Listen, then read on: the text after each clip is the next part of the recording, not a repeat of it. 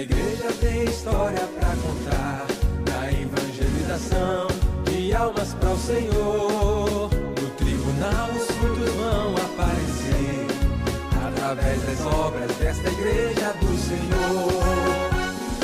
Avançai, sem esmorecer, ganhando almas para o reino do Senhor. Esta igreja em Cachoeiro tem poder para vencer, tem unção para combater e prevalecer. Avançai, sem esmorecer, ganhando almas para o reino do Senhor. Esta igreja em Cachoeiro tem poder para vencer, tem unção para combater e prevalecer. Há muitos anos nossa história começou, quando os pioneiros a boa semente plantaram.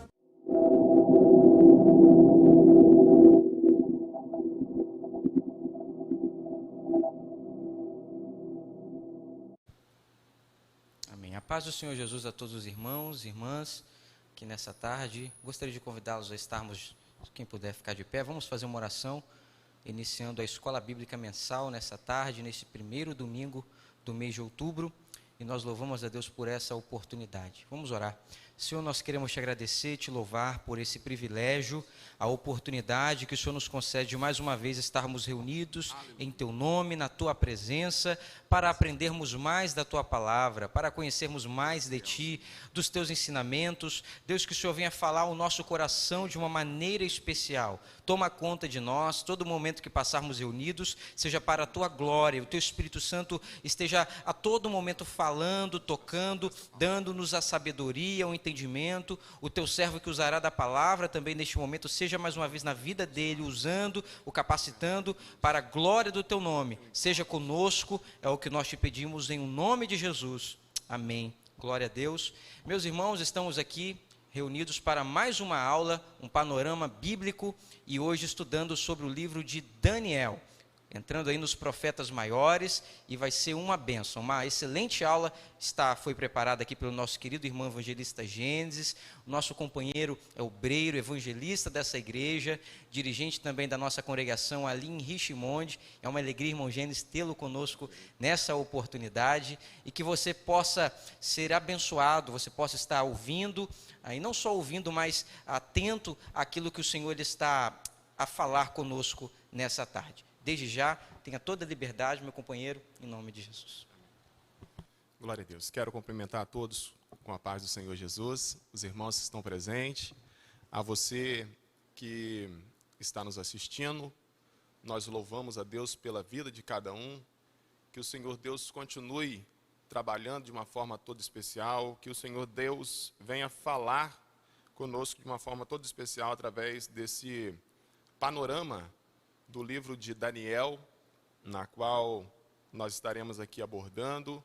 E eu já digo para você, aguce a sua atenção, porque Deus tem lições maravilhosas para poder falar conosco através da ministração deste panorama. No mês passado, abordamos o livro de Ezequiel. Hoje estamos aqui concluindo a parte dos profetas maiores, o último livro denominado aqui dos profetas maiores, o livro do profeta Daniel. Todo livro escrito, ele tem um propósito, e não é diferente aqui desse livro. Esse livro de Daniel também, ele tem um propósito. E o propósito do livro de Daniel é justamente dar um relato histórico dos judeus fiéis que viveram no cativeiro na Babilônia, e mostrar como Deus ele está no controle de toda a situação, como que Deus ele está no controle dos céus e da terra. Muitas das vezes a gente pode até mesmo questionar diante da nossa sabedoria finita, mas Deus ele nunca perdeu o controle de nada, tudo está ao controle do Senhor. Mesmo se tratando aqui de potências mundiais, na época, é claro, Deus soberano estava no controle de tudo, nunca perdeu o controle. E é justamente esse o propósito aqui do livro de Daniel, mostrar como que Deus ele está no controle de todas as coisas. O livro foi escrito mesmo pelo profeta, que leva aqui o seu nome. a data em questão na qual o livro em si ele foi escrito foi na data 536 a.C., e é relatado aqui no livro fatos que aconteceram do ano 605 até o ano 536 a.C. O tema do livro fala que sobre a soberania de Deus na história. Dentro de uma divisão bíblica aqui, nós vamos ver que o livro de Daniel, ele faz parte aqui de um conjunto de livros denominado Livro dos Profetas Maiores. Nós temos aqui, um esboço do nosso livro, onde nós estaremos aqui abordando, nos 5 primeiros capítulos, nós vamos falar sobre a vida de Daniel, que vai do capítulo de número 1 até o capítulo de número 6, versículo de número 28. E a segunda parte, que inicia no capítulo de número 7, nós estaremos aqui abordando em relações a visões que o profeta Daniel ele teve. Iniciando aqui no capítulo de número 1, nós vamos falar a respeito do momento na qual Nabucodonosor ele vai invadir a Jerusalém. Só rememorando aqui, trazendo à memória um pouco da história, nós vamos ver que o reino do sul, Judá, vai se voltar aos seus erros, vai se voltar aqui aos seus maus caminhos. E Deus ele vai levantar o profeta Jeremias, e o profeta Jeremias ele vai profetizar para a nação que diante dos seus pecados, e a gente sabe que todo pecado ele tem consequência, não tem esse, não tem aquele, todo pecado ele tem consequências. E Jeremias ele profetiza que o povo seria levado ali para cativeiro, e ali o povo ficariam durante 70 anos. Isso está registrado em Jeremias, no capítulo de número 25. Então, cumprindo-se aquilo que Deus havia determinado, cumprindo aquilo que Deus havia falado, no ano 605 a.C., Nabucodonosor, ele se torna rei. E o que vai acontecer? Nabucodonosor, ele invade a cidade de Babilônia, ou melhor, ele invade ali a cidade de Jerusalém. Vai destruir toda a cidade, vai destruir o templo, e era costume de uma cidade, quando ela dominava a outra, eles levavam todos os utensílios de valores, levavam pessoas para poder se tornar escravo, trabalhar no palácio, e foi justamente o que Nabucodonosor ele vai fazer. Depois de destruir ali toda a cidade, Nabucodonosor vai pegar todos os utensílios que estavam no templo, que era utilizado na obra do Senhor ali dentro do templo, a apresentação de sacrifícios. Nabucodonosor toma todos esses utensílios e ele vai levar para a cidade de Babilônia. Nós vamos ver também que Nabucodonosor vai pegar alguns jovens para poder serem sábios, trabalharem na Babilônia, servirem como escravo. Essa era a realidade. E entre todas as pessoas que ali foram levados para a Babilônia, nós vemos que estava Daniel, ali estava Ananias, ali estava Azarias. Nós podemos tirar algumas lições aqui desse texto. E uma das primeiras lições que nós tiramos aqui dentro desse texto, nós vemos no versículo de número 4, que Nabucodonosor, ele manda escolher alguns jovens para poder levar para a Babilônia. Não podia ser qualquer um, não podia ser qualquer pessoa para poder servir ao rei na Babilônia. E quando eu estava estudando, quando estava preparando aqui esse panorama, o Espírito Santo falou ao meu coração. Imagine só, um rei ímpio, um rei pagão, ele vai selecionar jovens que tivessem o quê? Qualidades, que tivessem habilidades especiais para poder servir ao rei ali na Babilônia. Aí estava pensando eu, da mesma forma na qual o rei exigia qualidades especiais de pessoas para o servir, nós que hoje constituímos a igreja do Senhor, não é diferente. Da mesma forma, Deus também, Ele deseja que nós tenhamos qualidades para poder servir a Ele. Não pode ser de qualquer jeito, não pode ser de qualquer maneira.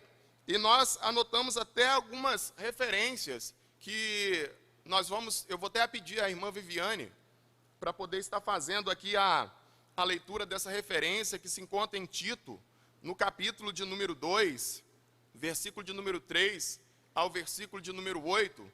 É claro que nós temos aqui várias referências, nós não vamos estar lendo todas as referências, mas vou fazer aqui menção de algumas. São qualidades que nós, como servo de Deus, nós temos que ter para poder servir ao Senhor. Pensa comigo, imagine só, se Nabucodonosor, ele vai exigir que os jovens tivessem qualidade e habilidades especiais para o servir. Imagine para poder servir ao Rei dos Reis e Senhor dos Senhores. Precisamos nós também ter qualidades e habilidade. E ao decorrer do tempo, adquirir essas qualidades, se ainda nós não temos. Então a primeira referência, Tito capítulo de número 2, versículo 3 ao versículo de número 8.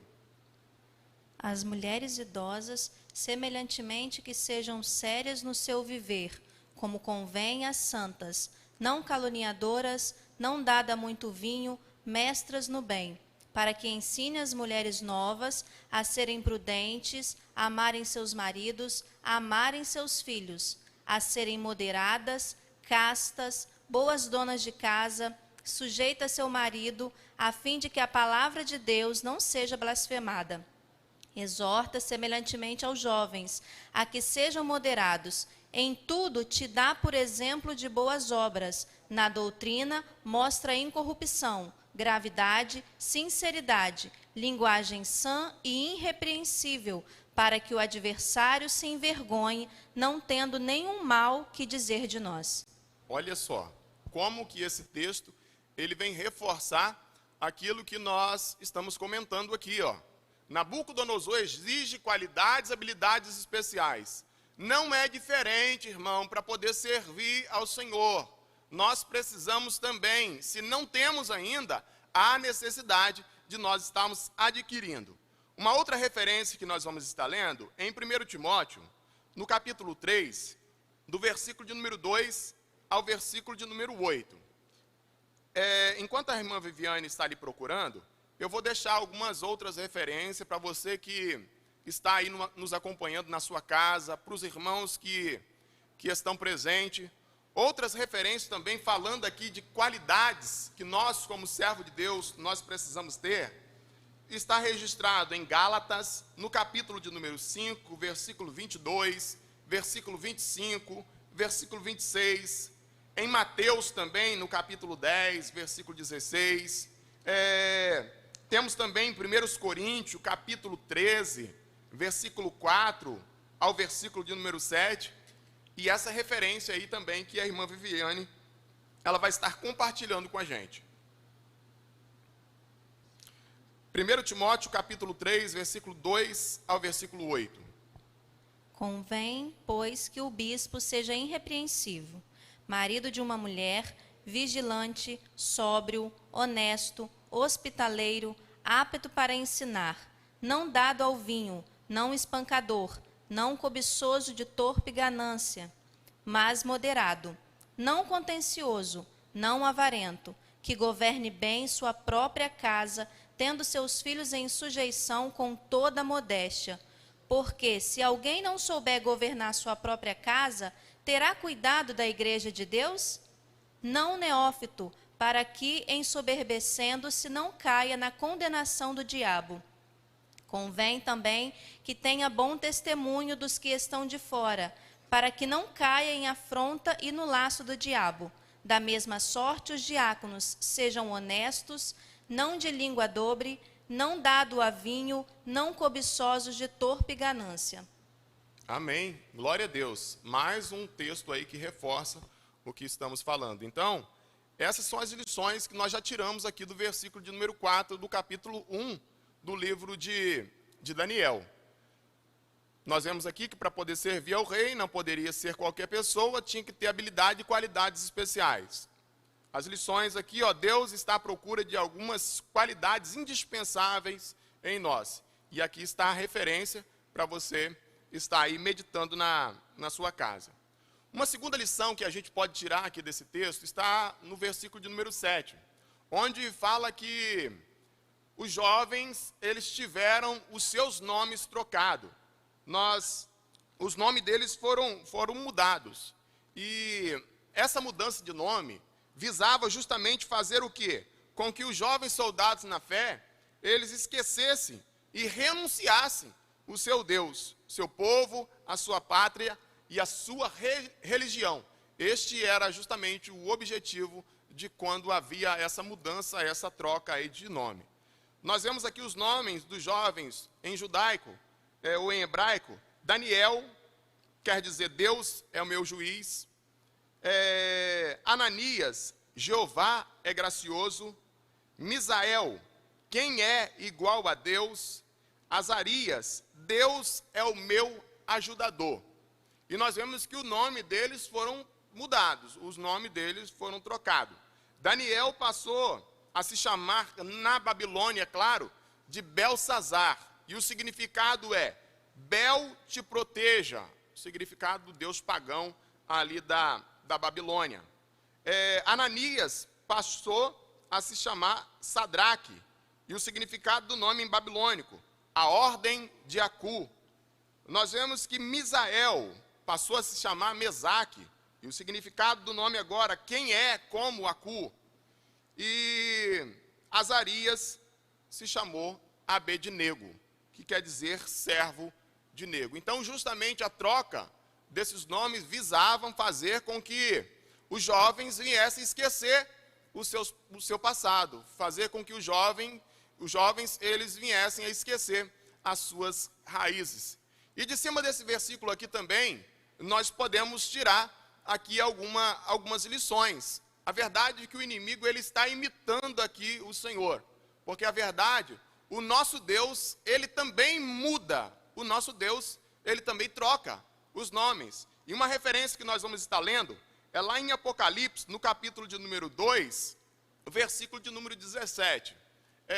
Aqui nós temos alguns dos nossos irmãos, e eu acredito que nem todos nasceram num lar, num berço evangélico, mas depois, talvez, já na sua idade adulta, entregaram uma vida para Jesus. E enquanto não conheceram a Jesus, aprontaram misérias, praticaram todos e qualquer tipo de pecado que aparecia. Então, lá no mundo, o nosso nome também era trocado, e a verdade é que dependendo da comunidade, dependendo do bairro que você chega, talvez procurando uma pessoa, e se você fala o nome daquela pessoa, ninguém conhece, mas se você fala o apelido daquela pessoa, aí todo mundo conhece, e nem sempre, irmão, apelido é uma coisa boa. O apelido sempre demonstra algo ruim da pessoa. E quando nós estávamos no mundo, eu tive a graça e a misericórdia do Senhor Deus me resgatar, me tirar do mundo e trazer hoje aqui para poder servir ao Senhor. Mas lá no mundo, o inimigo também, ele tenta trocar o nosso nome. E algumas pessoas lá no mundo eram conhecidas como o cachaceiro. Se falasse o nome da pessoa, ninguém conhecia. Ah, mas falasse, é aquele cachaceiro que vive bêbado. Ah, eu conheço fulano de tal.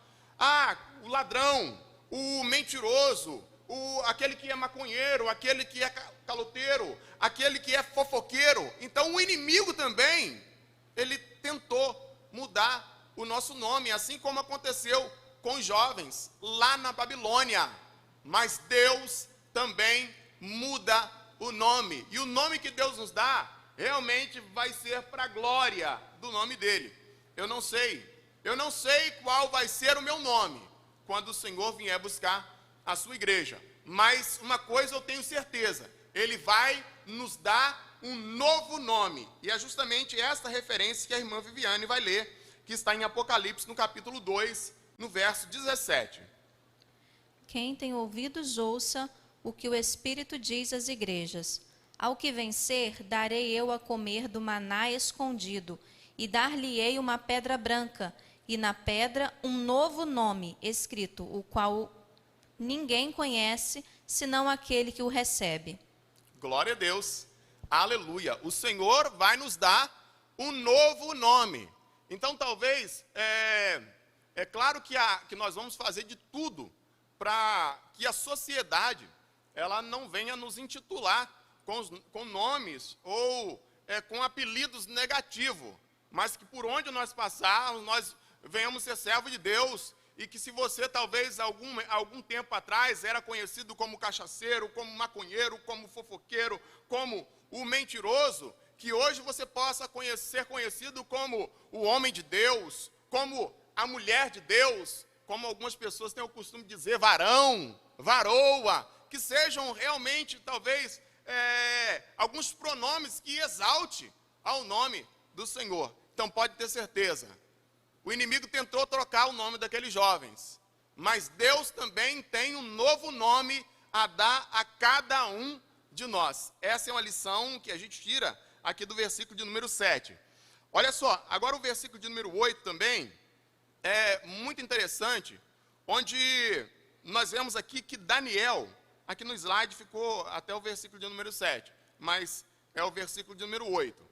Daniel assentou em seu coração não se contaminar com o manjar do rei. Imagine Daniel tirado agora da sua pátria, Daniel foi tirado da sua nação, levada para uma terra distante, para uma terra estranha, e nós vamos ver que Daniel talvez ele poderia aproveitar a oportunidade, a situação e dizer, não, já que eu estou longe de casa, cultura diferente, eu vou viver também de uma forma diferente. O que me chama a atenção aqui é que Daniel, ele não abandona os seus princípios. Daniel continuou sendo fiel àquilo que ele aprendeu. Daniel continuou sendo fiel aos mandamentos do Senhor. E ele coloca no seu coração, questão de propósito, posição, posicionamento. Daniel coloca no seu coração, eu não vou me contaminar com o manjar do rei. Nós também, como servo de Deus, independente do lugar, independente da posição que você ocupa na sociedade, não se deixe corromper, não se deixe se levar por esse sistema mundano, por esse sistema maligno, mas que jamais venhamos nos corromper, aceitar as bandejas, aceitar as ofertas do adversário. E nós temos uma referência aí também para poder dar base àquilo que nós estamos falando. Está lá em Romanos, no capítulo de número 12, versículo de número 2. Romanos, capítulo 12, verso de número 2. Daniel colocou no seu coração em não se contaminar com o manjar do rei. E nós vemos que o adversário, que o inimigo de nossas almas, ele também, irmão, tem as suas ofertas, os seus manjares. E eu vou dizer para você, hoje, pela misericórdia e pela graça do Senhor, tem 16 anos que eu estou na presença do Senhor, que eu estou servindo a esse Deus maravilhoso. Mas já houve épocas em que as bandejas do adversário não precisava nem dele me ofertar. Eu já ia procurar as bandejas do inimigo. Mas nós não podemos jamais deixar nos levar. O inimigo continua aí, 24 horas, em todo instante, querendo fazer com que nós venhamos aceitar, colocando à nossa frente as suas ofertas, até mesmo diante do Senhor Jesus, em Mateus, no capítulo 4, quando Jesus ele foi batizado, e nós vemos que o inimigo ele vem oferecendo algo para que o Senhor Deus se prostrasse diante dele. Imagine só, se isso aconteceu com Jesus, imagine com nós. O inimigo vai oferecer as suas bandejas. E as bandejas do adversário, aos olhos humanos, elas são agradáveis, elas são apetitosas. O inimigo ele não vai colocar coisa ruim na sua frente. A consequência daquilo que ele oferece, que é ruim. Mas as bandejas em si, elas são agradáveis aos olhos. Portanto, fique atento, portanto, fique vigilante em todo instante da sua vida. Vamos lá para a referência que está em Romanos, no capítulo 2, verso 2. E não vos conformeis com este mundo, mas transformai-vos pela renovação do vosso entendimento, para que experimenteis qual seja a boa, agradável e perfeita vontade de Deus. Aleluia. A vontade de Deus ela é boa, perfeita e ela é agradável. Aí o apóstolo Paulo ele vem aqui nos aconselhando para a gente não nos conformar com este mundo. Em outras palavras, quando eu me conformo, quando eu aceito, é as bandejas do adversário.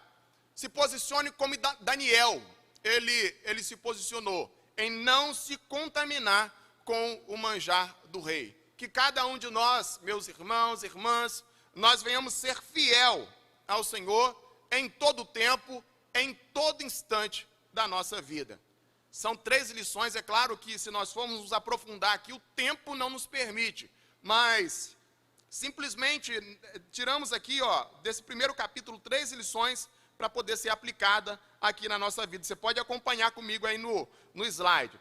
Para poder servir a Deus não podia ser qualquer pessoa, tinha que ter habilidade e qualidades especiais. Também há necessidade de nós termos essas qualidades para poder servir a Deus. Se ainda não temos a oportunidade de correr atrás. Os nomes dele foram mudados. E nós vemos aqui também que Daniel, ele coloca um propósito no seu coração de não se contaminar com o manjar do rei. Agora nós vamos aqui para o capítulo de número 2, onde vai abordar também um fato inusitado que aconteceu com o rei Nabucodonosor, onde o rei, ele tem um sonho. Imagine só, e ele sonhou e agora ele vai chegar diante dos seus sábios e ele vai exigir que não somente dê a interpretação do sonho, mas ele quer que os sábios conte o sonho que ele teve. Se nós formos olhar numa ótica humana, isso é praticamente impossível. Imagine só, um dos nossos irmãos aqui tem um sonho, e você chega perto de mim, conta o sonho que eu tive e me dá a interpretação. O homem natural, ele não consegue. Foi justamente o que aconteceu. Os sábios não conseguiram ali contar e nem trazer a revelação do sonho que Nabucodonosor ele teve. Tão irado, revoltado, que ele faz, ele ordena ali a morte de todos os sábios de Babilônia. E entre eles, Daniel, Ananias, Misael e Asaías também, eles seriam mortos. Mas o que eles fazem? Eles vão orar, eles vão clamar, eles vão pedir misericórdia ao Senhor. E pela graça e misericórdia do Senhor, Deus vai revelar o sonho. Deus vai dar a interpretação. Deus é maravilhoso. Deus, ele mostra a Daniel o sonho que o rei, ele teve e também vai dar toda ali a interpretação. O rei, ele vai sonhar, como você está acompanhando aí com a gente no slide, com uma grande estátua. Essa estátua que Nabucodonosor, ele sonha, nós vamos ver que ela representava ali 4 potências mundiais que surgiriam ao decorrer ali do tempo. Nós já vemos aqui Deus, na sua infinita sabedoria, trazendo à memória os seus planos, algo que ia acontecer ali no futuro.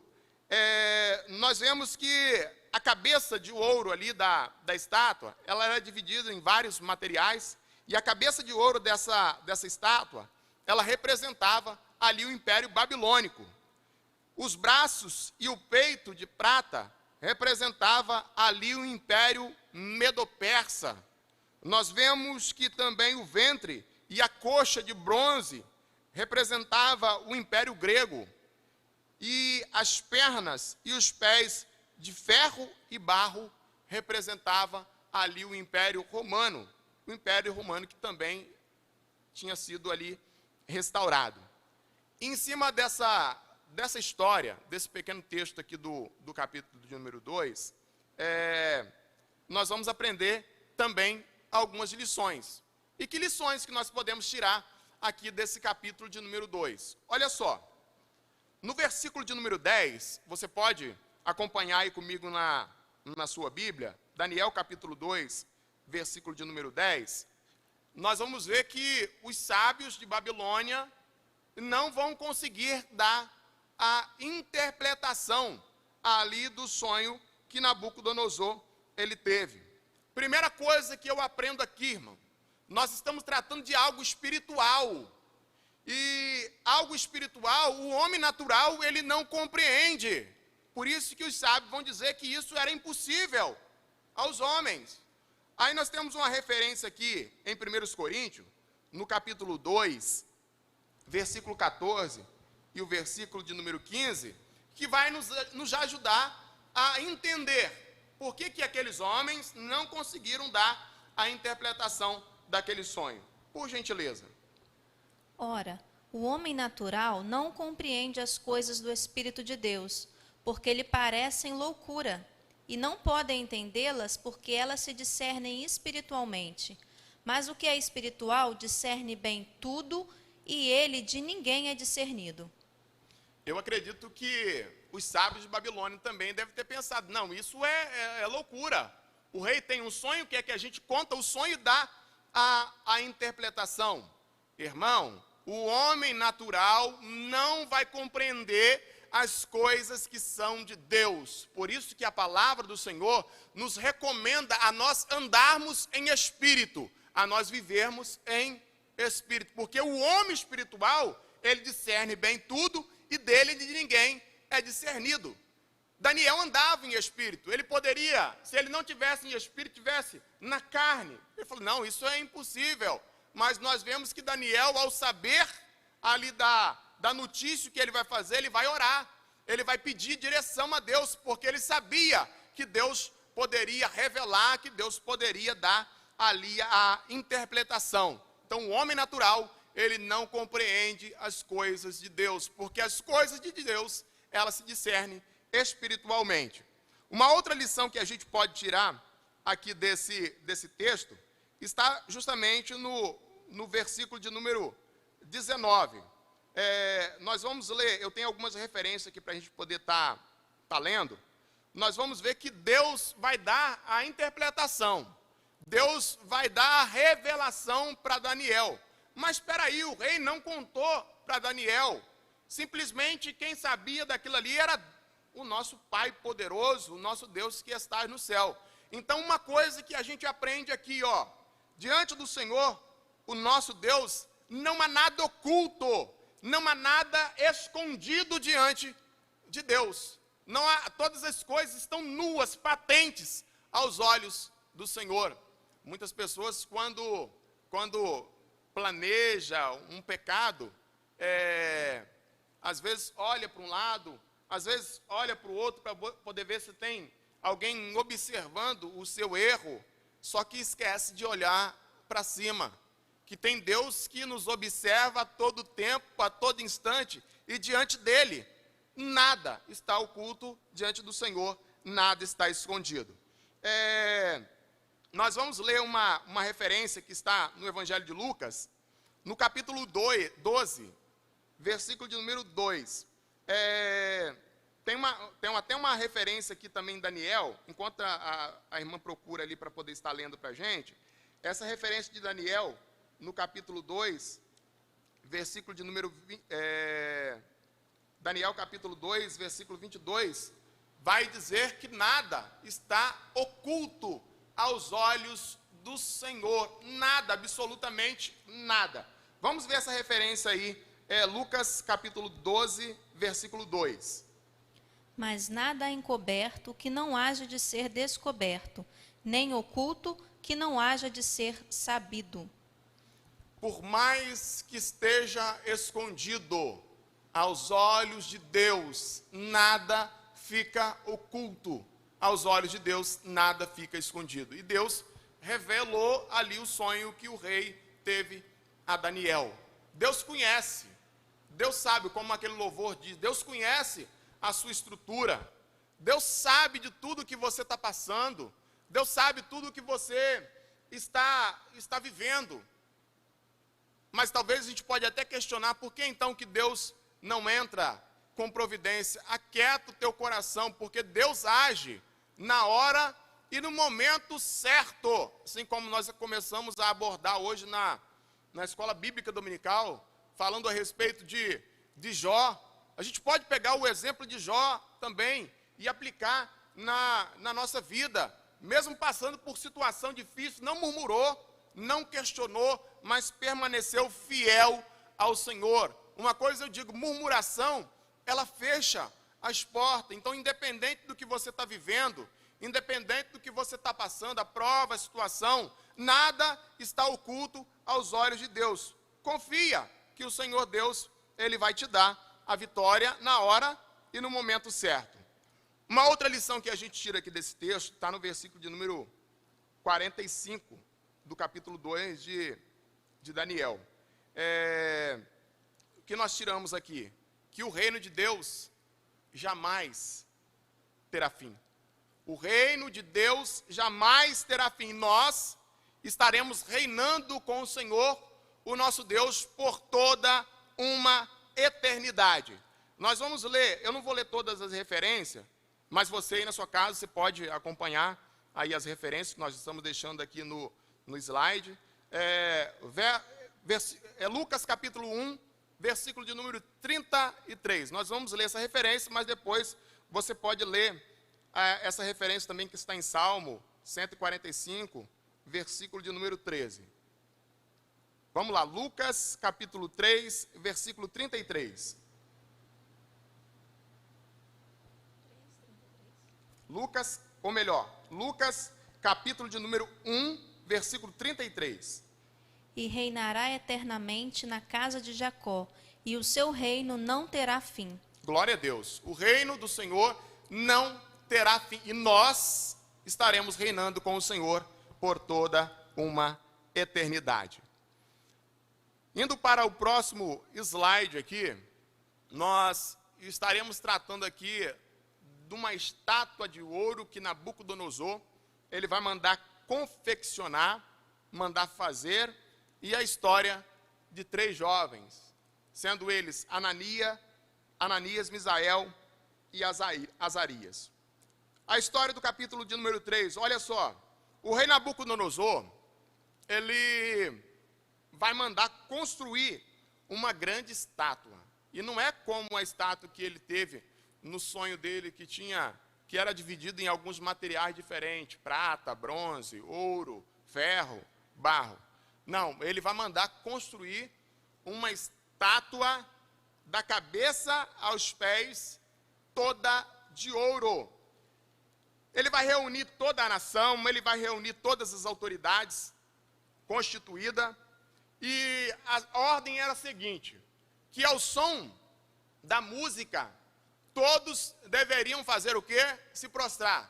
Que ao som da música, todos deveriam se curvar ante aquela estátua. E nós vamos ver que esses jovens que estavam ali na Babilônia, que teve princípios, que teve uma formação totalmente diferente, quando o rei manda tocar ali a música, e todas as pessoas se curvam, todas as pessoas se dobram ali diante daquela estátua, nós vamos ver que esses 3 jovens, eles vão permanecer na sua posição, eles não vão se dobrar diante daquela estátua. E a ordem era, aquele que não se dobrasse, seria lançado na fornalha. E foi justamente o que aconteceu. O rei vai dar a ordem para que aqueles jovens sejam lançados ali na fornalha, e manda os seus soldados mais fortes pegar aqueles jovens e os lançar na fornalha. Nós vamos ver que a fornalha ela foi aquecida 7 vezes mais, ao ponto de que os soldados que estavam levando aqueles jovens para a fornalha, antes de chegar na fornalha, por causa do calor, aqueles soldados, eles morreram fora da fornalha. Imagine só aqueles que foram lançados dentro da fornalha. Mas nós vamos ver que o Deus que nós servimos, ele é o Deus do impossível. E nós tiramos algumas lições aqui também desse texto, onde fala sobre a estátua de ouro e os 3 jovens. Nós vamos ver, irmão, a primeira coisa que a gente aprende aqui dentro desse texto. É claro que você pode se aprofundar mais. Aqui nós estamos mostrando simplesmente um panorama, uma pequena estrutura, mas você pode se aprofundar dentro desse texto, pedir o direcionamento do Senhor. Uma coisa que a gente aprende aqui, ó, servir a Deus não nos dá imunidade contra sofrimento, contra guerras, pelejas e lutas. Talvez muitas pessoas pensam que entregar a vida para Jesus, eu vou entregar a minha vida para Jesus. Como se diz? Vai ser um mar de rosa. Eu já vi alguns líderes, quando ao final do culto está fazendo um apelo, ou num particular, fazendo um apelo para algumas pessoas entregar a vida para Jesus, e costuma dizer, entrega a vida para Jesus que os seus problemas vão acabar. Irmão, não acaba. Tá? Os problemas, eles não... E o Senhor Jesus também, ele não enganou ninguém. Tá? Não me enganou ninguém. E nós vemos uma referência que está lá no Evangelho de João, no capítulo 16, versículo de número 33, servir a Deus não nos dá imunidade contra sofrimento. Porque se fosse assim, imagine só, esses jovens, fiel ao Senhor, não se curvaram diante daquela estátua, então não tinha motivo, estão servindo a Deus, tomaram uma posição, mas só que foram lançados dentro de uma fornalha. Servir a Deus não dá imunidade contra sofrimento, como algumas pessoas têm ministrado, como algumas pessoas têm aí pregado, dizendo que o justo, ele não pode sofrer. É só você estudar na escola bíblica dominical também, no decorrer desse trimestre, que você vai entender isso que a gente está colocando aqui. Servir a Deus não nos dá imunidade contra o sofrimento. Olha a referência de João 16, 33.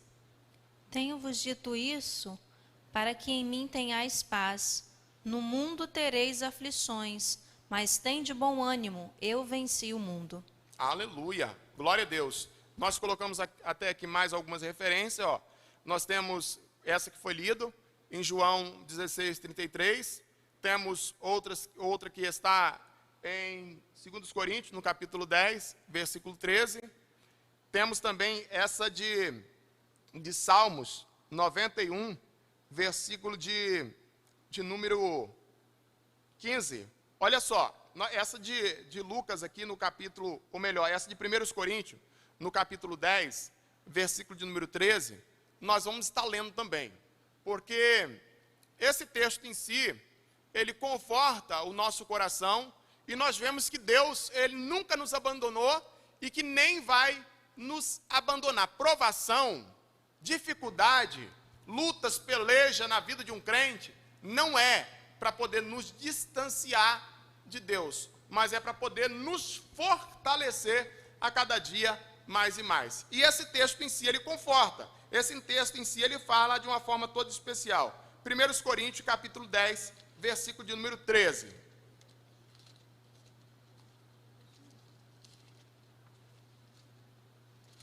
Primeiros Coríntios, capítulo 10, verso de número 13. Nós estaremos lendo agora.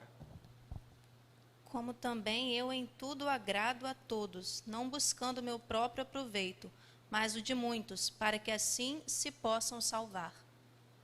Eu acredito que eu errei aqui a referência, porque diante de todas as referências que a gente colocou aqui, eu falei 1 Coríntios? É 2. Não, ali está 1. Ou é 2 Coríntios, mas o versículo é aquele, que com a aprovação também vem o escape. Não veio sobre vós tentação senão humana, mas fiel é Deus, que não vos deixará tentar acima do que podeis. Antes, com a tentação, dará também o escape, para que a possais suportar. A referência é Tá certo? 1 Coríntios, capítulo 10, versículo de número 13. Então, com a aprovação, também vai vir o escape. E essa lição nós tiramos aqui da vida desses jovens, que passaram por esse momento difícil, passaram por uma aprovação. Mas só que com a aprovação, também veio o escape, e o nome do Senhor Deus foi glorificado através da vida daqueles jovens. E também não vai ser diferente da sua vida. Tá? Então passa por aquilo que você está enfrentando, mas passa dando glória ao nome do Senhor, que o nome dele vai ser exaltado através da sua vida. No Salmo de número 91, versículo 15, nós não vamos ler a referência, mas nós vemos aqui que Deus, no Salmo 91, ele não promete nos livrar sempre da angústia, mas ele promete estar conosco na angústia. Então você vai passar por um momento difícil, você vai passar por um momento angustiante, mas você pode ter a certeza, você pode ter a convicção de que Deus, ele está do teu lado para poder te ajudar. Esse é o Deus na qual nós servimos. Uma outra lição aqui que nós podemos tirar desse texto em si. Irmãos, Deus, ele tem os meios, Deus tem a forma de agir. E nem sempre, ou melhor dizendo, a forma de Deus agir não é do modo que nós queremos. Deus vai agir do jeito dele. Eu olho aqui e eu vejo que o Senhor Deus, ele pode nos livrar de um problema, mas Deus também, ele pode nos dar o livramento no problema. Não é diferente aqui com os jovens. No verso de número 27 aqui, de Daniel capítulo 3, nós vamos ver que o Senhor Deus, ele não livra aqueles jovens da fornalha, mas o Senhor Deus livra os jovens na fornalha. E o nome do Senhor Deus foi mais glorificado ali, porque o livramento na fornalha, ele foi muito maior do que o livramento se fosse simplesmente de tirar os jovens, impedir eles de chegar ali na fornalha. Deus não impediu eles da fornalha, mas Deus dá o livramento para eles na fornalha. Talvez você está vivendo um problema, uma luta grande, que você talvez pode até questionar. Senhor, eu não estou aguentando mais. Calma aí, tá? Porque a palavra do Senhor vai nos dizer que o Senhor, ele não nos prova além daquilo que nós podemos suportar. Então, se você está vivendo uma situação, glorifica o nome do Senhor, que o Senhor Deus vai te dar graça para você poder vencer aí esse problema, para você vencer essa situação que você está enfrentando, que você está passando. No versículo de número 20, desse mesmo capítulo em si, olha só, a ação do adversário. João 10:10 fala que o inimigo veio roubar, matar e destruir. Nós vemos aqui no versículo de número 20, olha a ação do adversário. O inimigo, ele fez o quê? Amarra. Essa é o objetivo dele, amarrar, prender as coisas, travar tudo. E foi dado ali a ordem que aqueles jovens, eles fossem amarrados, que amarrassem aqueles jovens. Aí nós vemos o Senhor Deus, ele agindo. Nós vemos Deus trabalhando de uma forma toda especial, que no versículo de número 25, nós vemos que diz assim, e estavam soltos e passeavam. Nós vemos que antes daqueles jovens serem lançados na fornalha, a ordem do rei foi a seguinte, amarra eles e joga lá dentro da fornalha. Agora eles já estão lá dentro da fornalha. E a Bíblia vai dizer que eles estão soltos e andam passeando. O que a gente aprende aqui dentro desse texto? Que Deus, irmãos, ele liberta. Que o Senhor Deus, ele corta os laços. Que o Senhor Deus, ele tira todas as amarras do adversário. Que Deus, ele tira todas as amarras do inimigo. Talvez eu estou falando para pessoas aqui, ou você que está em casa nos assistindo, que realmente já se encontrou numa situação dessa, amarrado, não via saída, não via solução.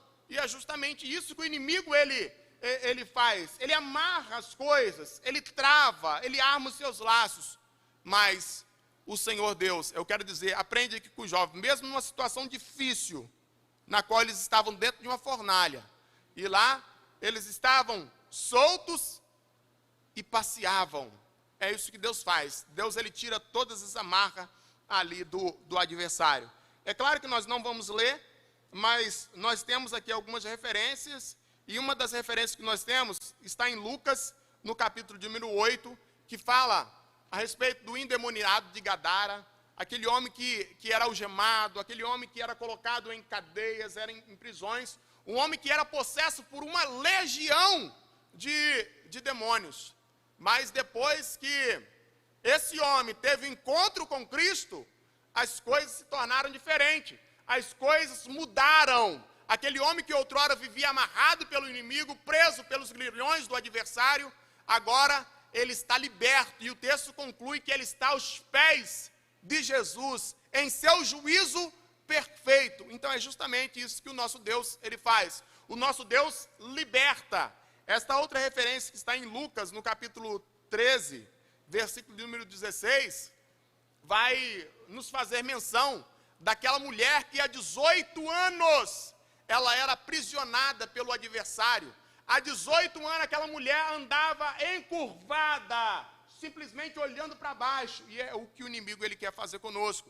Ele quer fazer com que nós venhamos andar de cabeça encurvada, olhando para baixo. Mas o Senhor, ele vem nessa tarde nos dizer: ei, levanta a tua cabeça e começa a olhar para Jesus, que é o autor, que é o consumador da nossa fé. E ele liberta essa mulher que era aprisionada pelo inimigo durante 18 anos da sua vida. O inimigo, ele veio amarrar, o inimigo veio atar os seus nós, os seus laços, mas o Senhor Deus veio desfazer todas as obras do adversário, todas as obras do inimigo de nossas almas. São lições que a gente tira aqui desse texto. Agora, indo aqui para o próximo slide, nós vamos falar um pouquinho do momento na qual Nabucodonosor, ele vai reconhecer que só há um Deus.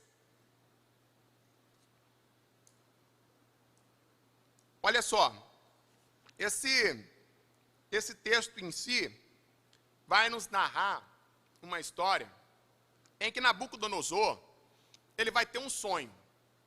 E esse sonho que Nabucodonosor ele vai ter, ele vai sonhar com uma grande árvore, uma árvore muito frondosa, uma árvore que cresceu tanto que essa árvore chegou até os céus.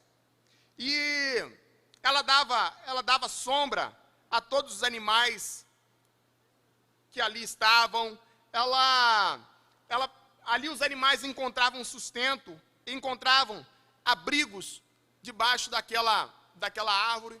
E nós vamos ver que um anjo, ele vai descer do céu, e a ordem era a seguinte: a ordem era para poder cortar, a ordem era para decepar aquela árvore, mas era para poder deixar o tronco, e que esse tronco ele fosse amarrado com correntes durante 7 anos.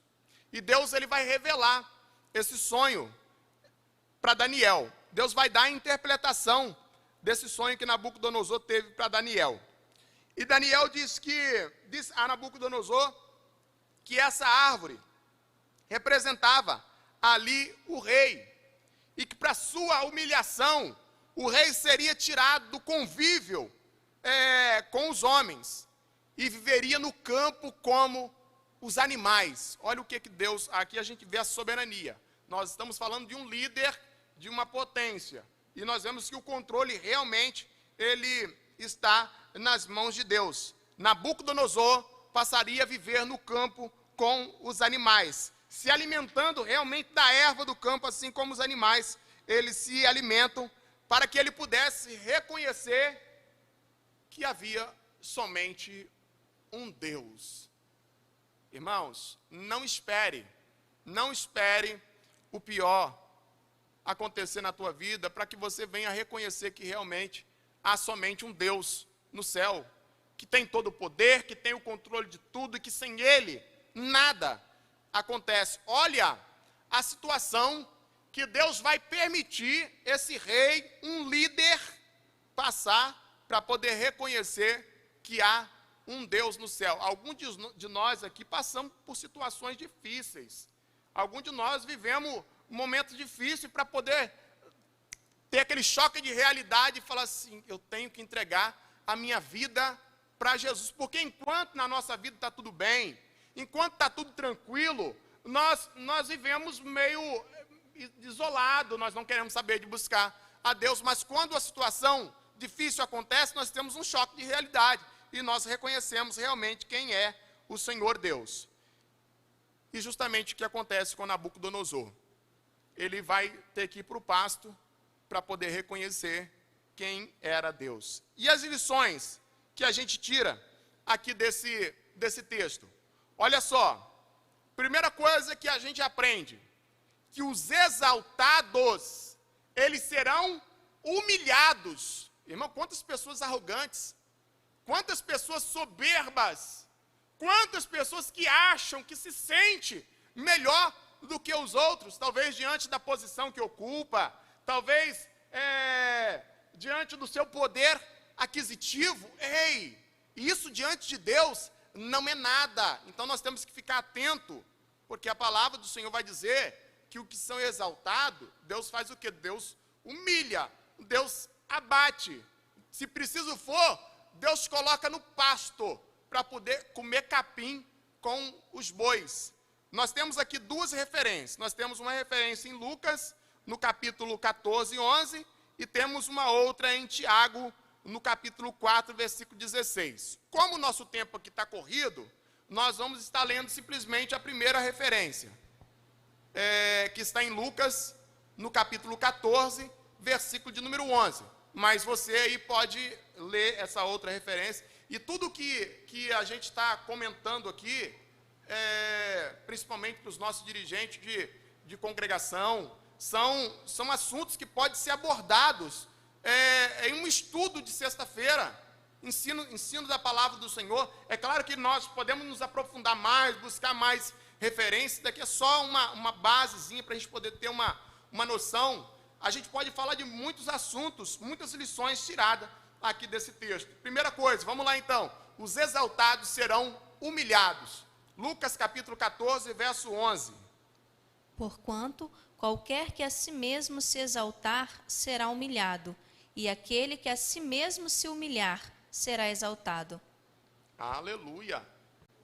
Então não permanece na humildade, permanece na simplicidade, porque aqueles que se humilham diante do Senhor, Deus exalta. Irmão, e se humilhar é uma coisa, agora ser humilhado é outra totalmente diferente. Então, não espera ser humilhado por ninguém, não.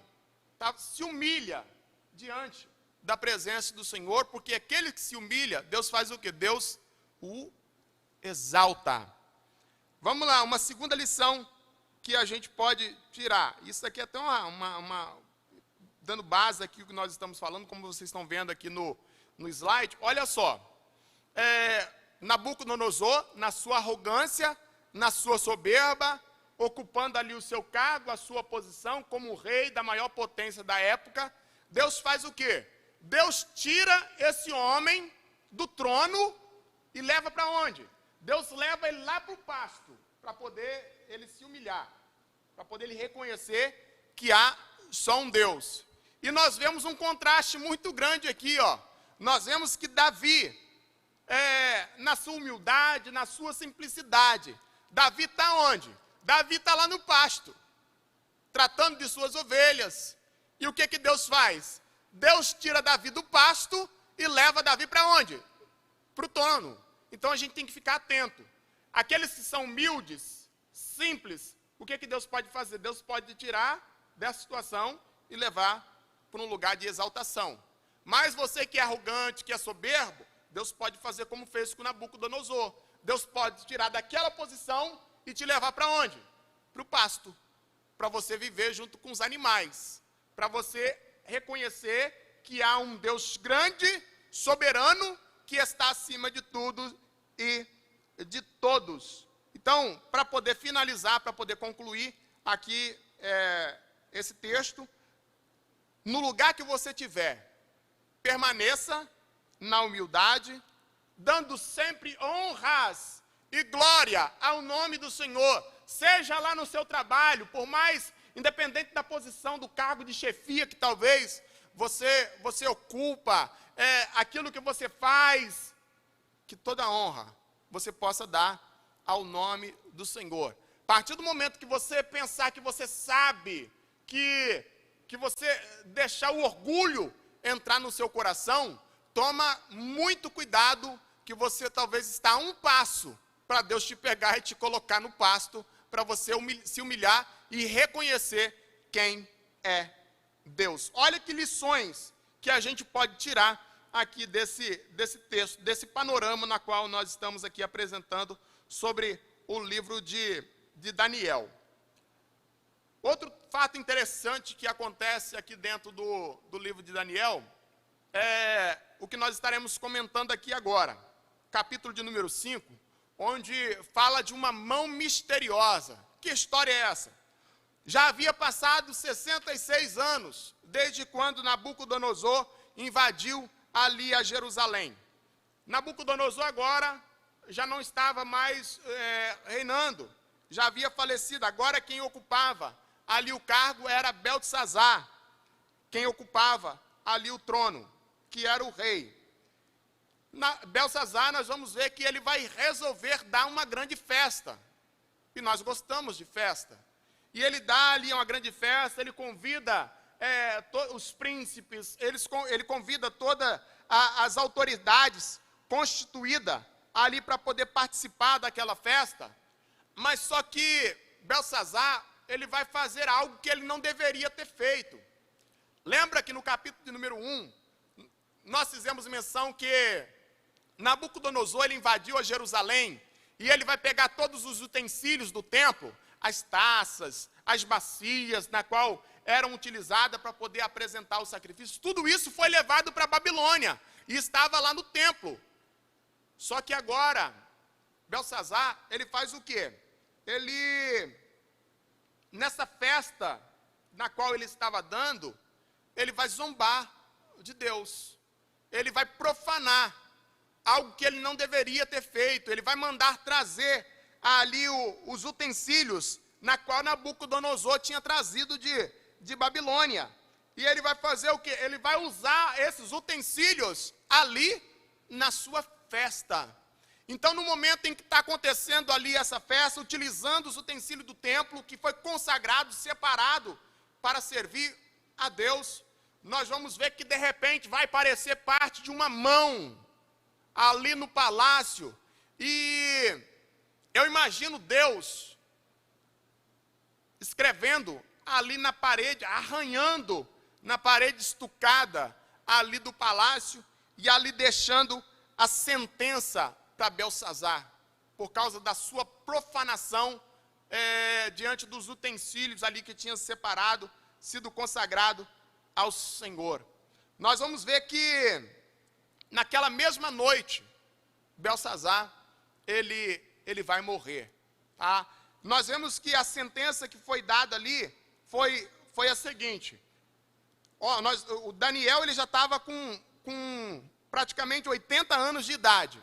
Daniel não era mais aquele jovem, aquele adolescente que foi levado em média com 14 a 16 anos para Jerusalém. Ele já estava com 80 anos praticamente. E nós vamos ver que Daniel vai ser chamado para poder dar ali a interpretação. O que estava escrito? Estava escrito, Mene, Mene, Tekel, Parsim. E Daniel, ele vai dar a interpretação daquilo. E contou Deus o teu reino, pesado foste na balança e achado em falta. Dividido foi o teu reino e dado aos medos e os persas. Aqui nós já vemos cumprindo a visão que Nabucodonosor teve da estátua. A cabeça de ouro estava sendo tirada. E agora quem assumiria eram os medos e os persas. dividido foi o teu reino e dado aos Medos e Persa. Naquela mesma noite, o rei, ele morre, e Dário ali, que representava o peito e o braço de prata, ele vai assumir ali o trono. Qual lição que a gente pode tirar aqui desse texto? Então vamos lá, para as lições que nós vamos tirar aqui, ó. Nós temos já uma referência aqui para a gente poder estar lendo, em Gálatas, no capítulo de número 6, versículo de número 7. Irmãos, nós sabemos que Deus, ele não se deixa escarnecer. Nós estamos vivendo dias onde as pessoas estão perdendo o temor a Deus. E nós vemos isso demonstrado em várias situações. E uma delas é numa festa mundana chamada Carnaval, onde pessoas estão se utilizando da figura de Cristo para poder zombar com o nome de Deus. E nós sabemos que de Deus não se zomba, Deus não se deixa escarnecer. Então, fique muito atento, fique muito vigilante para, diante dessas atitudes, nós não pecarmos contra o Senhor. Belsazar, ele vai morrer, por quê? Porque ele profanou algo que era exclusivo do Senhor. E só que isso vai muito além de algo material, vai muito além de algo simplesmente de objetos. O nosso corpo também, ele é consagrado ao Senhor. E tem muitas pessoas que estão profanando esse corpo, vivendo na prostituição, vivendo no adultério, vivendo de qualquer jeito, vivendo de qualquer maneira. Há um preço a ser pago diante do Senhor. Belsazar paga aqui com a sua própria vida. Vamos lá, essa referência que nós vamos estar lendo aqui é em Gálatas capítulo 6, versículo 7. Não erreis, Deus não se deixa escarnecer, porque tudo que o homem semear, isso também ceifará. Essa é a lei da semeadura. Aquilo que o homem planta, ele colhe. Então, é como nós estávamos comentando hoje na igreja, na escola bíblica dominical. Irmãos, não adianta questionar a Deus por situações que nós estamos passando, que nós estamos vivendo. Nós estamos numa lei da semeadura. O homem colhe aquilo que ele planta. Então tem que ficar muito atento com a semente que você está plantando. Belsazar, ele zomba de Deus, ele profana algo que foi apresentado ao Senhor, e a sentença foi o quê? Perdeu o reino e também perdeu ali a sua vida. Daniel foi chamado para poder dar a interpretação. Como eu já fiz menção aqui, Daniel não era mais aquele jovem de 14 ou 16 anos que foi levado ali para a Babilônia. Já era um senhor com muita experiência, praticamente 80 anos de idade. E nós vemos que Daniel, ele vai ser chamado para poder dar a interpretação. Aí você vê comigo aí no capítulo 5, versículo 13, que o rei, ele vai questionar, manda chamar a Daniel, e ele questiona, ele faz uma pergunta: és tu aquele Daniel que foi trazido lá de Jerusalém como cativo? O que eu aprendo aqui dentro desse texto, irmão? Que o tempo, a posição, não foi capaz de corromper a Daniel. Daniel continuou sendo fiel a Deus em todo tempo, em todo instante. Saiu de Jerusalém fiel, e praticamente com 80 anos de idade, Daniel permaneceu fiel ao Senhor. Que na nossa vida também não seja diferente, que nós não venhamos nos corromper, que nós venhamos manter a nossa intimidade para com Deus. Daniel cultivou ali a sua intimidade com Deus. Daniel, a mesma intimidade que ele tinha quando ele era jovem, agora já uma pessoa de idade, e ele continuava com a mesma intimidade para com Deus. Portanto, o rei questiona: és tu aquele mesmo Daniel? E será que se Deus questionar para com cada um de nós hoje, você é o mesmo ou você está piorando cada dia mais e mais? Eu acredito, eu não sei qual foi a resposta de Daniel, mas Daniel, ele poderia ter dito ao rei, não, eu continuo sendo o mesmo. Eu continuo sendo aquele que orava 3 vezes ao dia. Eu continuo sendo aquele que tem intimidade para com o Senhor, aquele que levanta pelas madrugadas, aquele que continua meditando na palavra, aquele que não se corrompe diante do sistema. Eu continuo sendo o mesmo. Eu sou aquele Daniel. Esse tem que ser o nosso posicionamento. Então o tempo ali não foi capaz, o tempo não foi suficiente para poder fazer com que Daniel, ele se corrompesse. Aí eu deixo uma pergunta para você.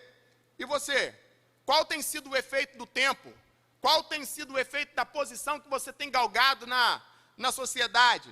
Você continua sendo o mesmo?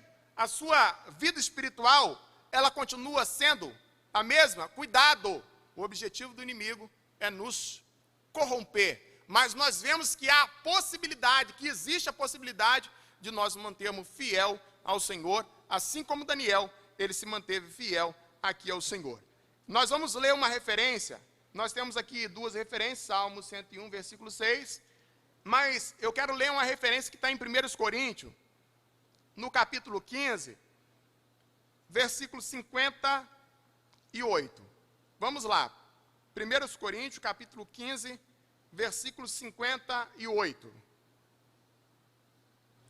Portanto, meus amados irmãos, sede firmes e constantes, sempre abundante na obra do Senhor, sabendo que o vosso trabalho não é vão no Senhor. Aleluia! A recomendação da palavra para nós é para poder ser firme e constante. Algo constante é o quê? Que não tem variação. Algo constante é algo que não muda. Assim aconteceu na vida de Daniel. Daniel permaneceu fiel ao Senhor. Era fiel quando era jovem, agora já com idade avançada, Daniel continuava sendo fiel ao Senhor. Que da mesma forma, nós também venhamos nos posicionar dessa forma diante de Deus. Essa outra referência de Salmo 101, versículo 6, nós não vamos ler, mas diz que o Senhor dizendo, os meus olhos procurarão os fiéis da terra. Deus está procurando, irmão, os fiéis, pessoas que permanecem fiel a Ele. E para poder concluir aqui esse texto também, nós vemos aqui, que Deus julga todas as nossas ações e todas as nossas atitudes. Todas as nossas ações, todas as nossas atitudes serão julgadas pelo Senhor, assim como Belsazar foi julgada, a ação dele, a atitude, foi. Nós vamos ler essa referência, só uma, nós temos 2 aqui, nós vamos ler essa de Eclesiastes, no capítulo 12, verso 14, mas nós temos aqui outra referência que também está em Romanos, no capítulo 14, verso de número 12. Vamos lá, Eclesiastes 12, versículo 14.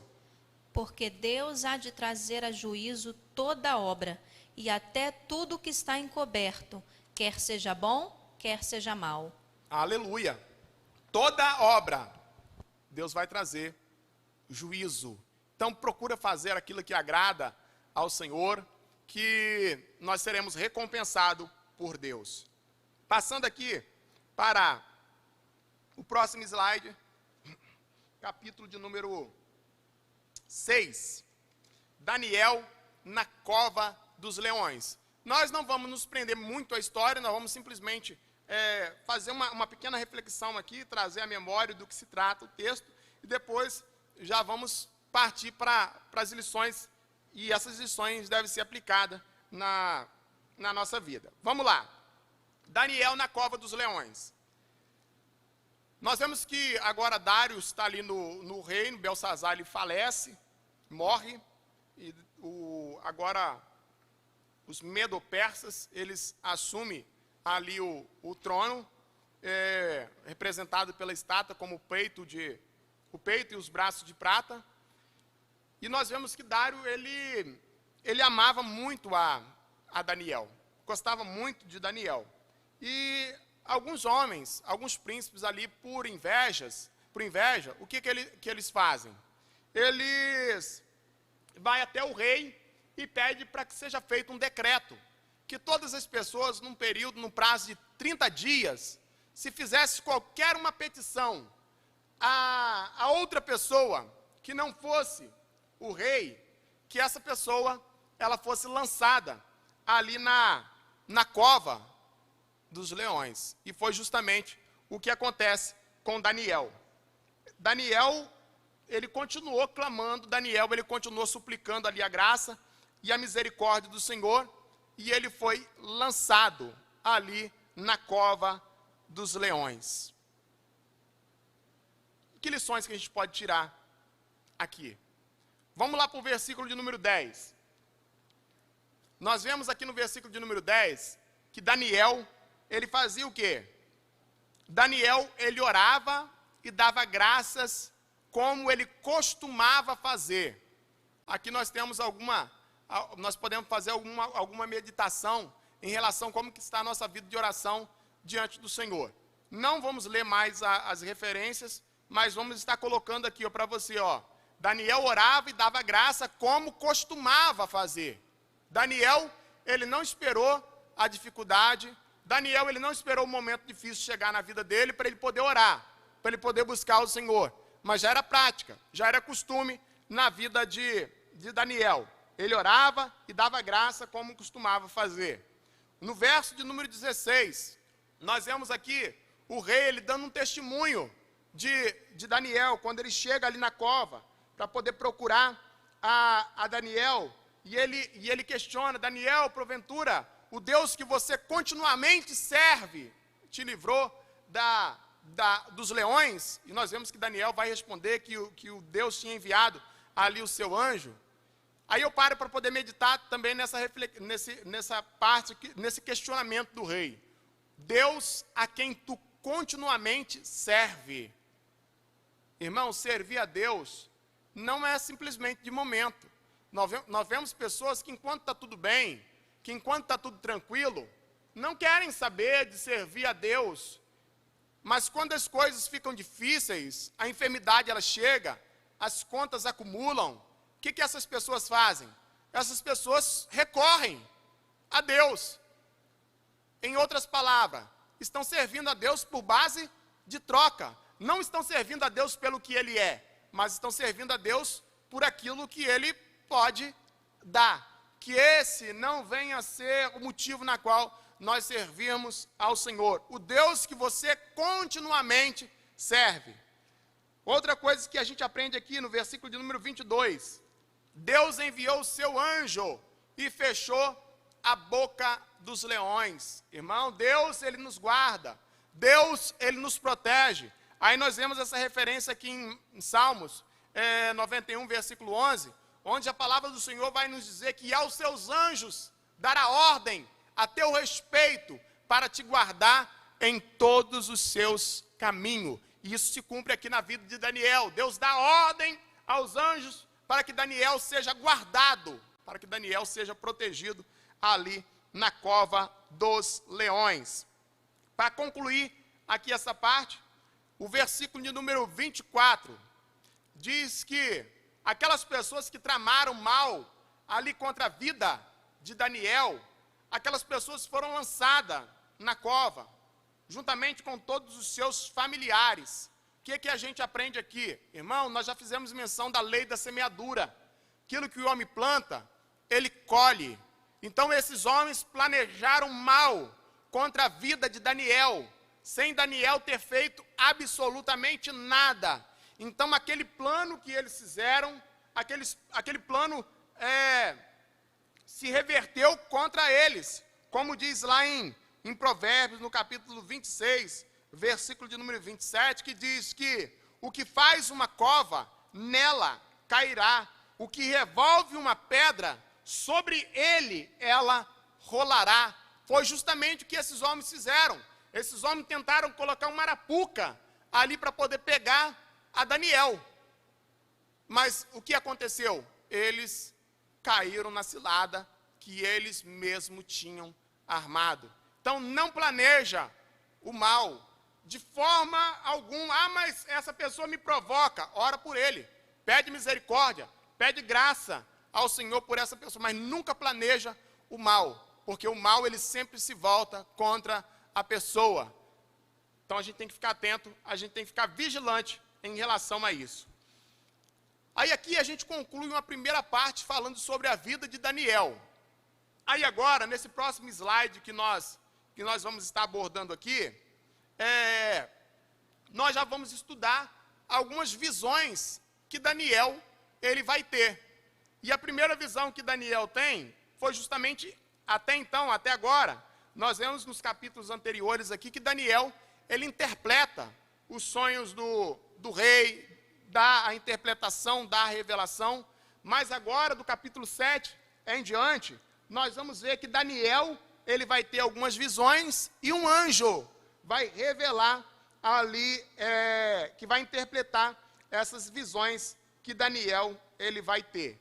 E nós vemos aqui que a primeira visão que Daniel vai ter, no capítulo número 7, nessa visão de Daniel, ele vai ver 4 animais diferentes aqui, um do outro.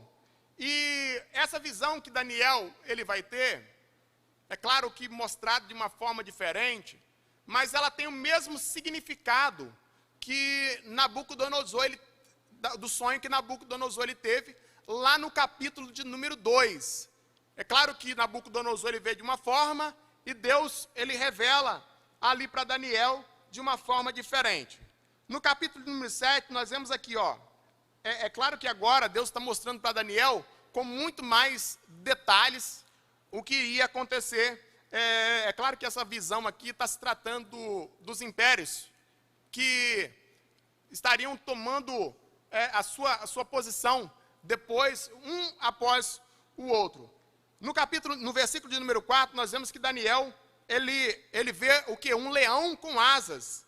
Esse leão com asas que Daniel vê, representa lá na estátua de Nabucodonosor a cabeça de ouro, ou seja, representando ali o Império Babilônico.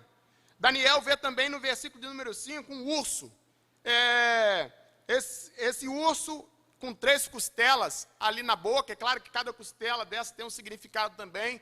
Nós não vamos adentrar nesses méritos aqui agora, porque o tempo não nos permite. Nós já estamos quase estourando aqui o nosso tempo. E o urso aqui, ele representava na estátua de Nabucodonosor os braços e o peito de prata, que era o Império Medo-Persa. Daniel também vê um leopardo aqui com 4 asas, com 4 cabeças. Esse leopardo que Daniel vê, na estátua ele era representado ali como quadril de bronze, o ventre e o quadril de bronze, que era o Império Grego. E no versículo de número 7, Daniel vê um animal terrível.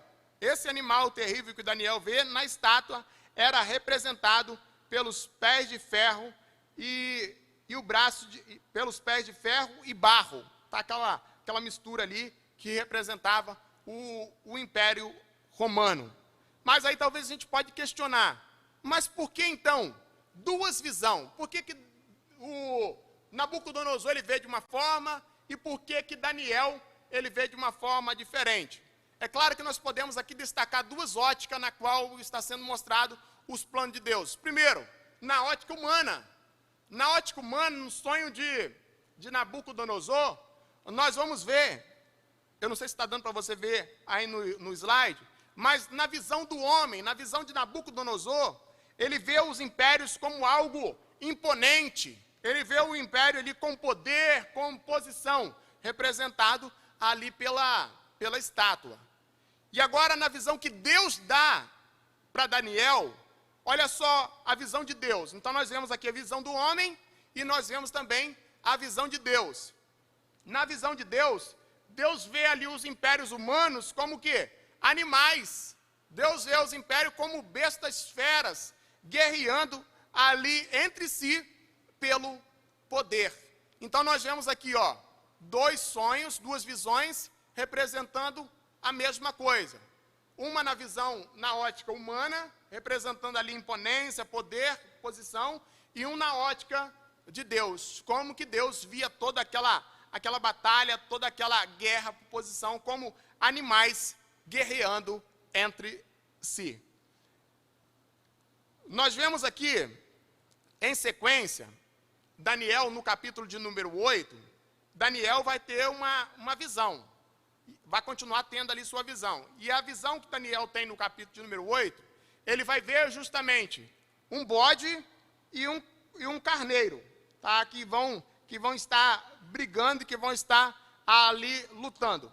Aqui no capítulo de número 8, contém aqui predições detalhadas aqui sobre o Império Medo-Persa e sobre o Império Grego.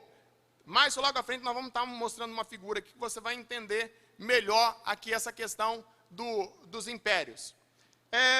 Nós vemos aqui o bode, esse bode aqui com um chifre grande.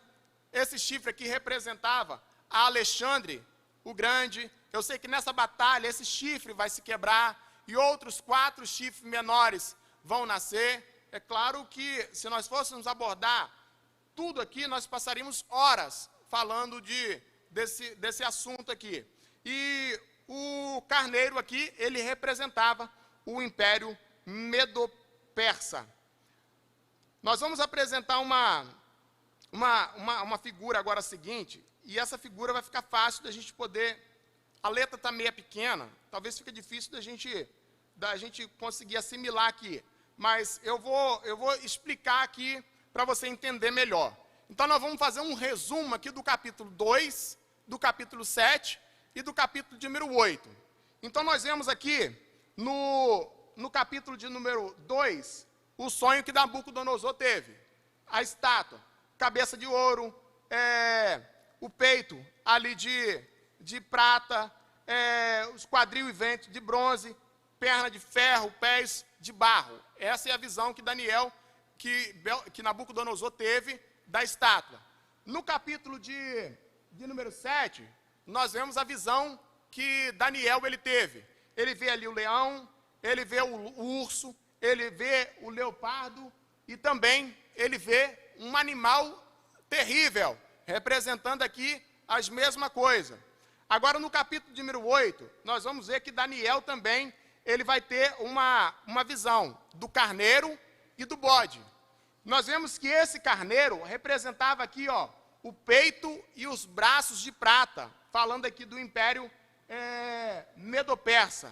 E esse sonho que Daniel também teve do cordeiro, do carneiro, representava aqui a Grécia. Então, a verdade é que a visão que Nabucodonosor teve no capítulo 2, a visão que Daniel tem no capítulo de número 7, e a visão que Daniel tem no capítulo de número 8, praticamente simboliza ou representa a mesma coisa. É claro que, tratando-se dos impérios, mas com detalhes minuciosos que você pode estar se aprofundando dentro do texto, que você pode procurar o significado de cada coisa aqui, que você vai entender que o Espírito Santo de Deus vai falar ao seu coração. E o tempo não nos permite nós nos aprofundarmos aqui nessa parte.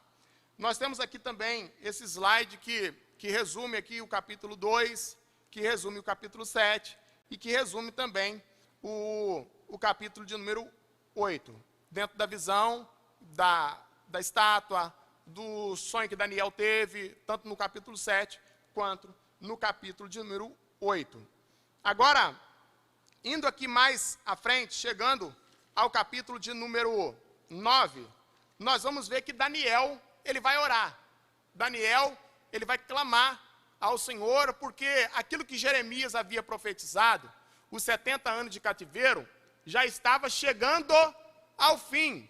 E Daniel, ele vai clamar, Daniel, ele vai pedir misericórdia para que o povo pudesse retornar, para que o povo pudesse voltar ali para Jerusalém, para poder reconstruir a cidade que havia sido totalmente destruída por Nabucodonosor.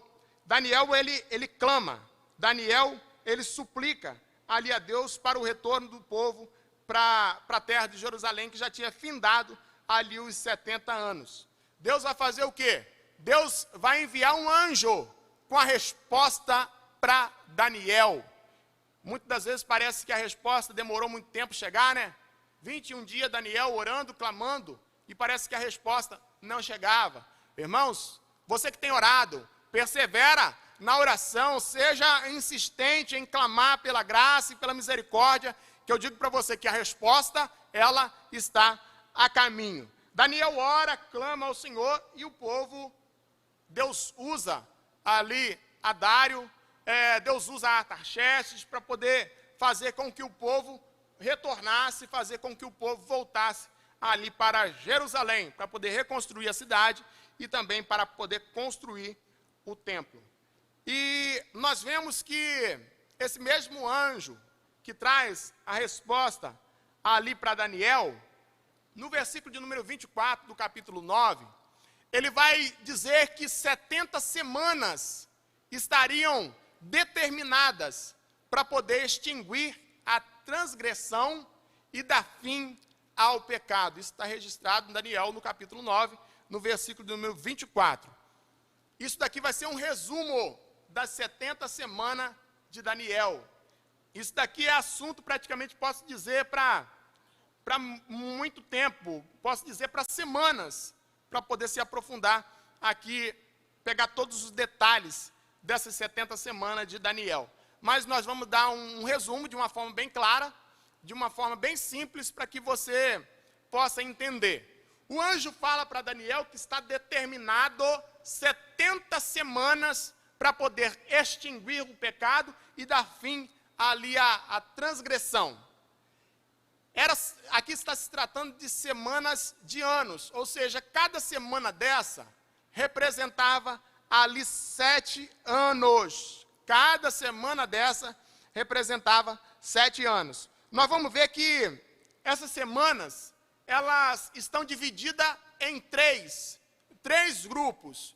O primeiro grupo, tratando aqui de 7 semanas, para quem é bom de matemática, já que nós falamos que cada semana corresponde a 7 anos, se eu multiplicar 7 por 7, eu vou ter 49 anos. Então, essas primeiras 7 semanas correspondem a 47 anos. Quando que teve início a essas 70 semanas que o anjo fala ali para Daniel?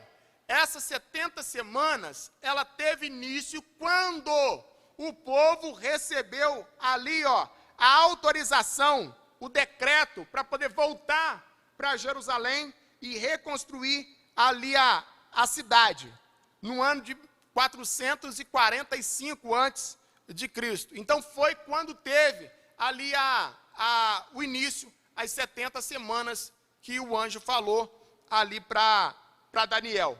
Então nós vemos aqui, se acompanha comigo aí no slide, esses primeiros 49 anos, se tratando aqui das 7 semanas, inicia do retorno do cativeiro e vai até a reconstrução do templo em Jerusalém. Aí dá-se fim às primeiras 7 semanas, ou os primeiros 49 anos.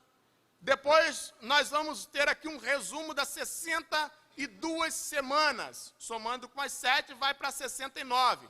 Então, quando tem fim ali a 7 semanas, ou a reconstrução de Jerusalém, dá início, então, às 62 semanas. É praticamente uma sequência. Dá início a 62 semanas. Se nós multiplicarmos aqui 62 por 7, nós vamos ter 434 anos que vão passar. Então, as 62 semanas, elas iniciaram quando a cidade foi construída, quando findou as 7 semanas, a cidade foi construída. Então, agora dá-se início às 62 semanas. E até quando que foi essas 62 semanas?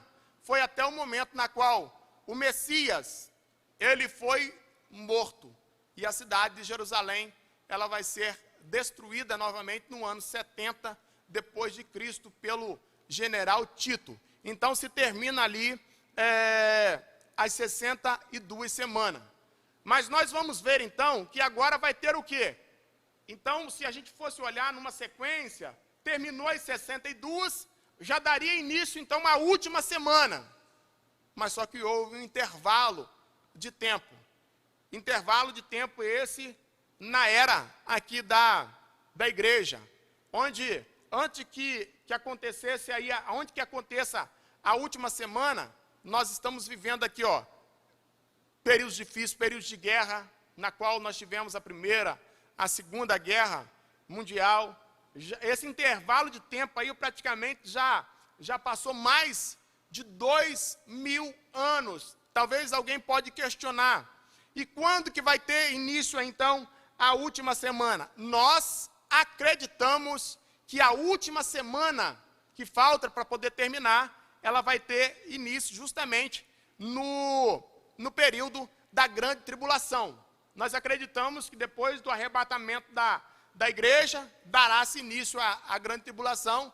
Nós acreditamos, então, que vai acontecer a última semana de Daniel, completando aí as 70 semanas que o anjo falou a Daniel, que seria o prazo determinado para extirpar, para extinguir toda a transgressão, todo o pecado. Então, dividido em 3 partes, 7 semanas, já se cumpriu, 62 semanas, já se cumpriu, finalizou quando Jerusalém novamente ela foi destruída, passa-se um intervalo de tempo, e a última semana nós acreditamos que vai acontecer quando dá-se início à grande tribulação. Nós temos aqui um resumo, tá, dessas 70 semanas, tudo que nós já comentamos ali, ó, 7 semanas correspondendo a 49 anos, 62 semanas correspondendo aos 434 anos, o intervalo aí, a era da igreja, que já se passou mais de 2000 anos, e a última semana nós acreditamos aí que vai ter o início realmente quando finalizar, quando dá início aí a grande tribulação. Aí terá início a última semana de Daniel. Agora, fazendo aqui um resumo do capítulo de número 11, capítulo 11 e 12, para a gente poder estar terminando aqui este panorama bíblico do livro de Daniel. Vamos lá, para o capítulo de número 11 do livro de Daniel. Nós vamos ter aqui uma antevisão, algo que foi mostrado antes de acontecer, uma antevisão de Israel no período interbíblico. É claro que nós não vamos poder abordar parte por parte aqui, mas nós vamos fazer menção aqui de cada tópico. Vamos lá. No capítulo número 11, são tratados aqui alguns assuntos. Primeiro, a profecia sobre os medos e os persas, está registrado lá em Daniel, no capítulo 11, versículo 1 e o versículo 2. As profecias sobre a Grécia, que está registrado em Daniel, no capítulo 11, versículo 3 e o versículo de número 4. Nós temos aqui também a profecia sobre a Síria, sobre o Egito e suas guerras que envolveram ali os judeus, que está registrado em Daniel, no capítulo 11, do versículo 5 ao versículo de número 35. É um resumo aqui do capítulo 11 de Daniel. Indo aqui para o capítulo de número 12, que encerramos aqui essa parte do livro, desse panorama de Daniel, onde vai acontecer as últimas coisas aqui quanto a Israel. Nós vemos aqui no capítulo de número 12, que esses assuntos que são abrangidos, que vão ser estudados, abordados aqui no capítulo de número 12, são eventos futuros, que são preditos aqui pela profecia bíblica. E um desses assuntos predito aqui pela profecia bíblica, assunto esse que nós já até fizemos aqui um comentário, que fala sobre a grande tribulação. Um outro assunto aqui vai ser sobre a ressurreição dos mortos. E nós também vemos aqui sobre a recompensa do justo. Permanece fiel ao Senhor, colocando Deus em primeiro lugar, colocando Deus na direção, que tem uma recompensa no seu trabalho. Todo trabalho não é vão no Senhor.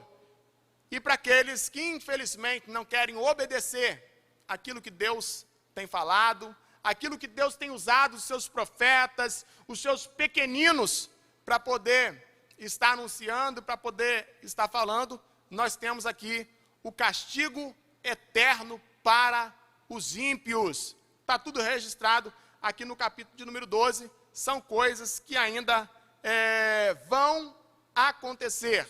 Tudo que está registrado aqui no capítulo de número 12 são predições futuras. Não aconteceram ainda, vai acontecer.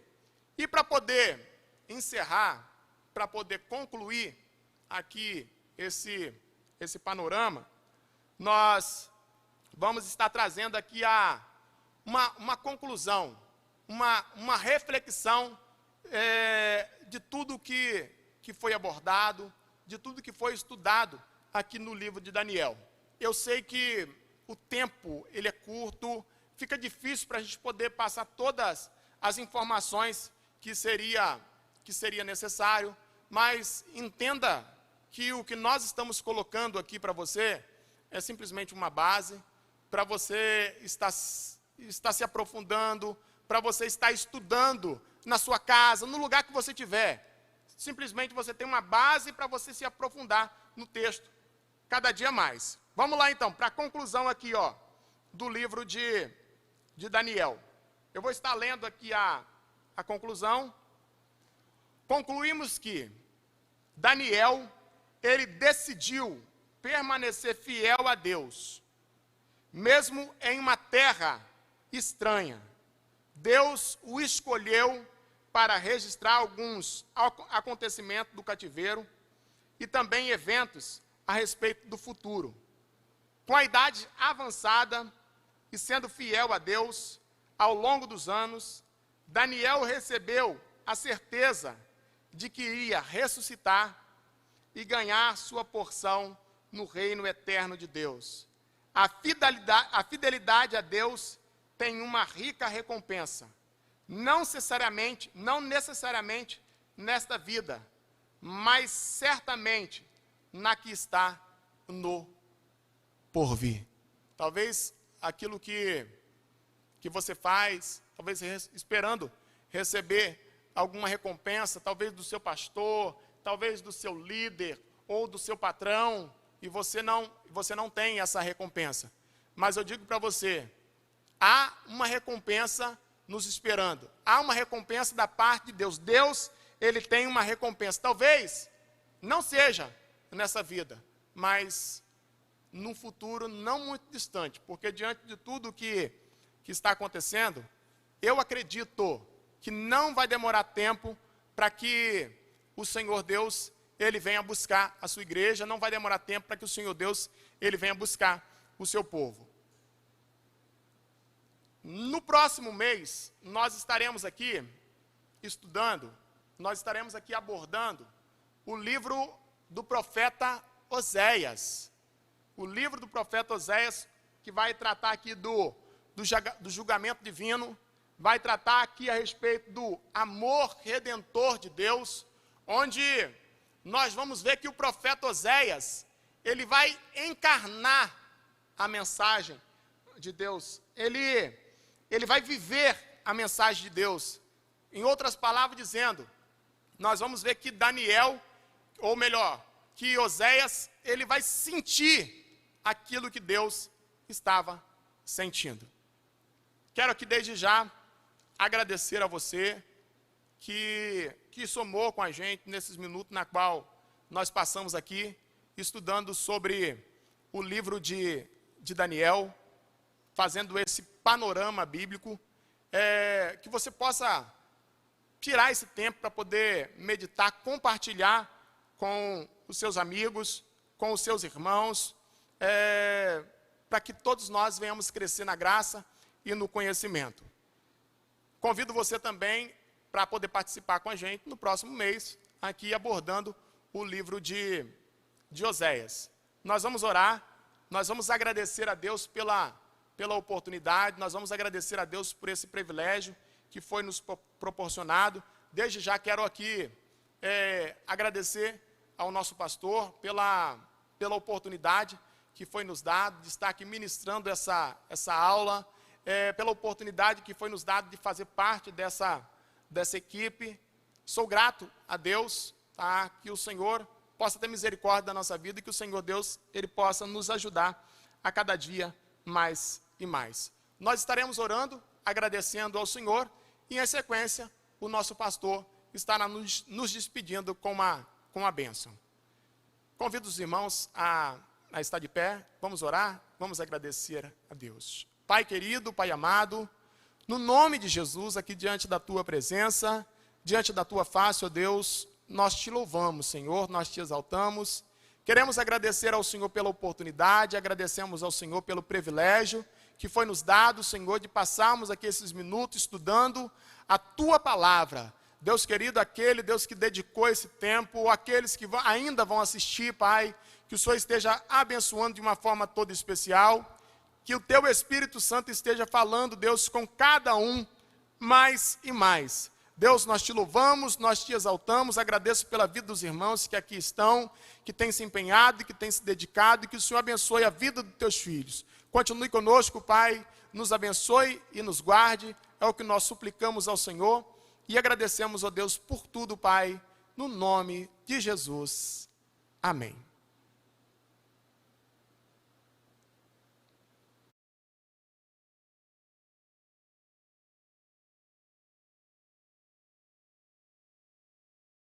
Santo, seja com todos os que amam e aguardam a volta de Cristo Jesus, agora e para todos sempre. Digam todos comigo, amém, amém.